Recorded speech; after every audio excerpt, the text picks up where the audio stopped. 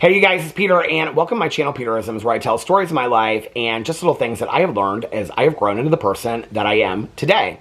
And I wasn't really sure if I was even going to do a video over here today. I thought let people catch up a little bit. I've been posting videos over here pretty regularly. And I saw something, y'all know I go through the Instagram and I look at the motivational quotes and the inspirations stuff. And last night I was rolling through it. And you know, with the inspirational quotes, there are also, I wouldn't call them not inspirational quotes, but they're just like people sharing things that not every quote that I read is something that I agree with. And somebody had posted something last night, it was like thing, and it said, I'm all alone, I don't need anybody, and now that I've accepted that I'm all alone in this world, you know, and I don't need anybody. It was like, it came across as like very negative to me. And I was thinking about it because I was like, you know, I went through this period of, you know, now that I am choosing not to drive, I don't leave the house very often. And so I just kind of sit on my front porch. I interact with my neighbors. I go with Caroline once a week. My husband and I go to a couple other places, you know, go with my friend Tanya to a meeting and things like that. But I don't leave a lot. I don't do a lot, right? And there was a period, I think I even made a dedicated video about it.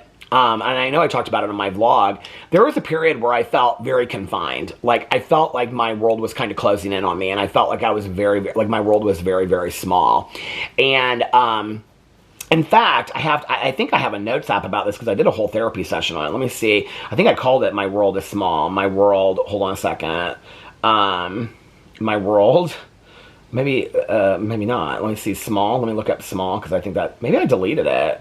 Because I didn't feel like I needed it anymore. I must have deleted it because I think I talked about it in a video or something. But I went through this period, it was like a couple months maybe, where I felt like I don't see anybody and I'm all alone. And I'm very, very lonely. And, you know, people would say, you're isolating. And I would say, it's not that it's not like I'm isolating. I just don't have a lot of people to interact with. A lot of people aren't asking me to do stuff, you know, whatever. It's like anytime I want to go do something, it's like this concerted effort to have to do this and whatever. And so I just kind of accepted that I was just at home and whatever. And then it kind of like started weighing on me. And I was like, God, I feel really lonely. I feel really all alone, you know, even though my husband comes home every night, we spend time together, and I see Caroline once a week, and, you know, and I see Tanya and stuff like that. And I talk to people on the phone, and I talk to my neighbors and stuff. I just felt very, very lonely. And I kind of focused on the loneliness for a while. And the focusing on the loneliness almost kind of perpetuated it and made it worse, right? And I think that there are some like truisms in this world that I know, you know, and I've talked a lot about when I was in therapy, you know, years ago when we first started going to marriage counseling, the whole idea that my therapist brought to me about that you don't need to be with your husband, you choose to be with your husband, he chooses to be with you. That kind of translated over into other areas of my life of that I choose to have people in my life and they choose to have me in their life, you know, and I don't have a big group. I have a small group. And I think, you know, that was it too. It was like, well, I couldn't even now if I wanted to. And I've shared recently in videos, mostly the vlog, that for me, one of the reasons why I don't, like, people are like, well, you could go somewhere every single day in an Uber. I don't necessarily feel safe doing that. You know, when I'm with somebody that I know very well, I know that if something happens to me, you know, if I would have a seizure or something, that they can like get me to a hospital or they can get me somewhere. But if I'm in the back of an Uber with somebody that doesn't really know me, or if I just go to a restaurant by myself or just walk around the mall, these things that I didn't have a problem with anymore, like I don't necessarily love doing those things by myself, right? They're hard. And so I think that was also a feeling like, well, I don't want to go do these things and I can't do these things and I feel all alone and I only have like 4 people in my life, 5 people that I'm actively interacting with, and my world felt very small. It felt like it was closing in on me, right? And then there was like one night when I was sitting there, I mean, I think the other truism, you know, the truism about choosing people to be in our life, and what I realized was the people that are in my life, I've chosen to be there. There really isn't anybody in my life that used to be in my life that's not there today that I wish was there. You know, I've set very strict boundaries. The people that I have in my life, I'm very grateful that I have. The family that I have, the friends that I have. I don't want a huge circle. I haven't wanted a huge circle for a couple years, you know? And so I'm grateful for the people that I have. And that was the truism that I had to look at. You know, I was looking at the opposite of, well, I could be meeting people, I could be doing this, I could be doing that. But I wasn't really doing that before anyway, right? The other truism that I think I've known for quite some time is that, I remember I've said this about my mom when she passed away, you know, is that when she passed away and everybody left the room and in the end it was just me and her in the room, I kind of felt like all my life, like there would be this moment, you know, of trumpets blaring, and I would have some sense that one moment she was there and then she wasn't, and there was none of that, right? And it was just like one moment she was there and one moment she was gone. And that was kind of how it was. And I think in that moment I really understood that, and as a spiritual person, this is what I believe, but I think in that moment what I really truly understood was that before we're born, after we're born, during our lives, and then when we die, it's really just between us and our higher power, if you have one. And for me, it's like the other people that come into our lives they're just extensions of ourselves, of choices of people that we choose to have in our lives, or people that we have. But we really are all alone from the moment that we die, right? And I remember that after my mom passed away, I was watching the cartoon version of Charlotte's Web, and in there, Wilbur's very upset that Charlotte's going to pass away, and she says, it's the cycle of life. She was like, you know, we're born, we live, we die. And I think that kind of really helped me a lot with grief. I had this moment months ago, and I think I did a video about it, that whole day was like leading up. I had therapy session about it and whatever, and I felt like I think it was before that I had that, and I just felt like my whole life was very, very small, and I was like, what's going on? Like, I just feel like I'm like, is this what the rest of my life's going to be like now that I don't drive, and, you know, what my life looks like today is going to be the rest of my life? And I was looking at everything in a very negative way, right? And I was upset with people that weren't reaching out to me, and even though I wasn't reaching out to them, and it hurt, you know, and I just felt lonely. I just felt alone. And I was like, I don't want to be too dependent on my husband. I don't want to be too dependent on my best friend or my cousin, you know, or my family. Like, I don't want to overwhelm them because they're the only people that I have in my life. And so I felt very lonely. And I remember that night, I sat down, and I'm somebody my whole life that's made pros and cons lists, right? And I made this list, which I thought I had my phones out, but I went over it with my therapist. I think I may have made a dedicated video about it, but I started looking at all the things in my life that felt very small.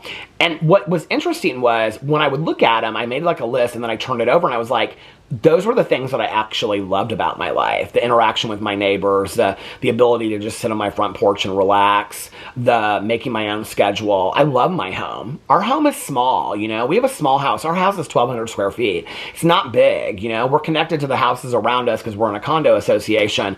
But we have lakes. It's beautiful here to walk. I have a pool to go to. What I realized was that before this, I would go a lot of places to kind of busy my day, but I didn't really need to. And the more I kind of accepted that, and the more I accepted that I want to make my home and our home into what is this loving, livable space. I get to spend all day with my dog. Like, I started looking at things with an eye of gratitude instead of an eye of resentment. And I can remember reading a Melody Beattie book. I think it's her book 40 Days and 40 Nights, where she talks about gratitude, practicing gratitude every day. And she talks in there about how her ex-husband, kind of like coerced her into buying this house that was a money pit. And at one point, she was raising these kids. He wasn't really present, and her kids were small. And she just sat down in the middle of this floor, and she was like, the dining room floor, and she just was sitting there, and she just was sobbing, and she was like, you got to pay it forward with gratitude. And she was like, out loud, she was like, I'm grateful for this house to have a place to live in. I'm grateful for this living room. I'm grateful for these floors. I'm grateful for these walls. All those things that she disliked, she turned into great gratitude. She started paying gratitude forward. And that was such a profound, prolific moment for me when I read that. And I remembered that a couple months ago when I was sitting in all this like pity party stuff, right? Even though I had still been given the chance to be here and be alive and live this amazing life, right? And so in that moment, when I'm reflecting on that kind of stuff, I turned it into paying gratitude forward and being like, I'm grateful for this house. I'm grateful that I get to spend all day at the house. I'm grateful that I get to pick and choose who is in my life and who isn't.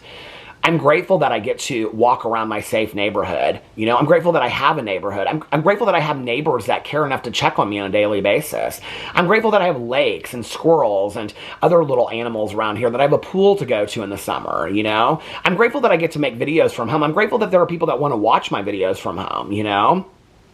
I'm grateful that I have a husband that will take me anywhere that I want to go, and a cousin that comes and picks me up once a week, and a friend that will go to any meeting I want to go to and hang out whenever I want to, you know? I'm grateful that Uber exists so that if I need to get out of the house, I can get to wherever I need to, because that's something that didn't exist, 15 years ago, if this had happened.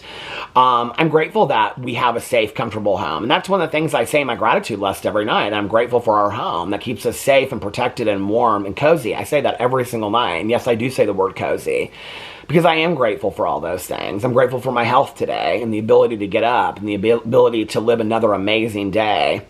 And so those things that I was feeling pity over and those things that I was feeling resentful towards, the conditions of those things completely turned it for me, right? And made me feel like, man, it's not that you have so little, it's that you almost have too much, right? Like, you have so much in your life to be grateful for. You have clean water to drink today and food to eat. You have another day alive. You know, you have another day alive to live this life and do whatever you want to do with. You have friends and family that care about you and you love, and you love them and they love you. That you can reach out to any of them and do something. You can have any kind of food you want to have, at a moment's notice. You can talk to your neighbors. You can sit on your porch. You can work or not work for a day. You can watch TV shows all day long or nap all day long. You can read all day long. You can walk for 2 hours in a safe neighborhood if you want to. You can go to the pool, You can listen to music. You can dance. I have 2 hands, 2 arms, 2 eyes, a mouth, a nose, 2 legs, 2 feet, And today, I'm good. And it started making me look at things in a completely different way, And it made me realize you're not really alone at all. You're only alone to the extent that you want to be. And I know when I say that, people will say, because my mom used to say to me, I feel like I'm so alone. And I'll be like, Mom, just 3 days ago, you told me that you met somebody at a meeting, get their number. I feel like there are so many moments in my life where I've had missed opportunities for friendships, where I've worked with somebody that if I went out of my comfort zone and said, hey, I'd really like to get to know you a little bit better, 2 of my greatest friends that I've made, I met online, my book club partner Mel and my friend Nikki that was in the book club. And we went out to visit Mel last summer. 2 of my dearest friends that I talk to on an almost daily basis. I would consider them 2 of my best friends. I met them online, Mel reaching out to me, just being willing to help out with the book club, and Nikki being a member of the book club. 2 of my closest friends in my life today, I met online, and I'm grateful for that, I'm grateful for all the people that I have today. I don't want to waste my days feeling sorry for myself and feeling like, oh, I'm all alone, I don't have anything. I want to spend my days being grateful for the things that I have and multiplying in my head the gratitude that I have and paying the gratitude forward. This is one of the greatest lessons I ever learned from reading that book, was the idea of paying gratitude forward. Because when you're paying gratitude forward and being grateful for things that maybe haven't happened yet, but maybe will happen, you're living in gratitude of being in action. When you're grateful for what you have today and you're paying gratitude forward for the gratitude that's going to come, then you're constantly living in a state of gratitude, of action, and living in the moment of all those things that you have today that you're grateful for. And when I get in funks, and I get in a funk on a pretty regular basis, and I start feeling sorry for myself or negative or whatever, angry or fearful, I look at those things. I have a bed to sleep in tonight. Some people don't have a bed, I have a roof over my head. My dog is still healthy today. My husband's still healthy. I'm still healthy, I have food to eat. I have a TV behind me. I have a job that I can film videos from my bed, and that people want to watch. Today's a good day, People in recovery say this often. Today's a good day to be alive. Every day is a good day to be alive. It's what we do with it, And I think for me, role models today and angels here on earth are people that have really a lot of tragedy in their life. I've had multiple friends of mine that have had terminal illnesses, and they just handle it with such grace, And in that moment, where I want to get so pitiful and complain about what I'm going through when I know people that have chronic illnesses, some of you out there probably do, that don't ever leave your house because you can't leave your house. I mean, at least I can leave my house if I want to, right? That's my choice. But I know people that can't ever leave their house because of their medical conditions or terminally ill or chronically ill, right? And I just got a glimpse of that by being in the back brace and then with pancreatitis. I got a small glimpse of that. I can't imagine living with that my entire life, And so I have no right to be upset with the condition of my life when there are other people out there that are fighting so hard, right? And those people to me are role models that are living every day with grace and amazement, and they keep on putting one foot in front of the other and going, and many of them don't ever complain that you wouldn't even know, So today I choose to live in gratitude. Anyway, I just want to share that with you guys, and let me know what you think in the comment section below. I love you guys, and I'll see you tomorrow. Bye.